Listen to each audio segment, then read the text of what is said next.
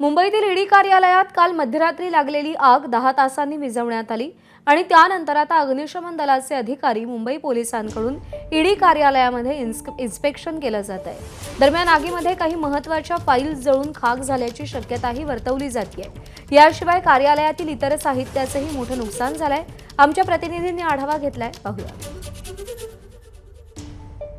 सध्या मी मुंबईच्या ईडी कार्यालयाच्या समोर आहे आणि याच केसरी हिंद बिल्डिंग जिथे चौथ्या माळ्यावर काल मध्यरात्री 2:30 वाजता आग लागली आणि याच ठिकाणी ईडी कार्यालय आहे।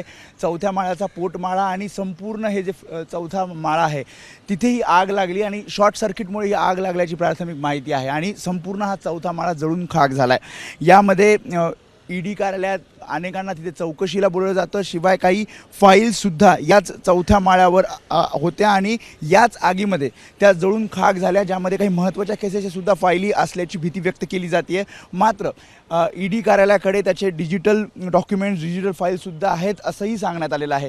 सध्या आपण बघतो इन्स्पेक्शन केलं जात आहे, ज्यामध्ये फायर ब्रिगेडचे अधिकारी आहेत, मुंबई पोलीस आहेत, त्याशिवाय काही ईडी अधिकारीसुद्धा इथे आलेले आहेत। कारण आग जरी पूर्णपणे इथे नियंत्रणात आणली, त्याच्यानंतर आग पूर्णपणे विझवली गेली, कूलिंग ऑपरेशन झालं, आता मात्र जे काही नुकसान झालेलं आहे, कारण जी माहिती फायर ब्रिगेडकडनं घेतली ज्यामध्ये फर्निचर, त्यासोबतच काही कम्प्युटर्स आणि फाईल्स या जळून खाक झालेल्या आहेत आणि या सगळ्याचीच माहिती आता फायर ब्रिगेडचे अधिकारी, ईडी अधिकारी, मुंबई पोलीस घेताना पाहायला मिळतात।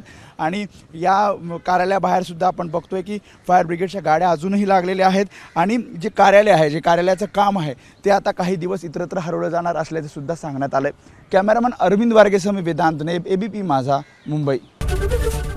एबीपी माझा, उघडा डोळे बघा नीट।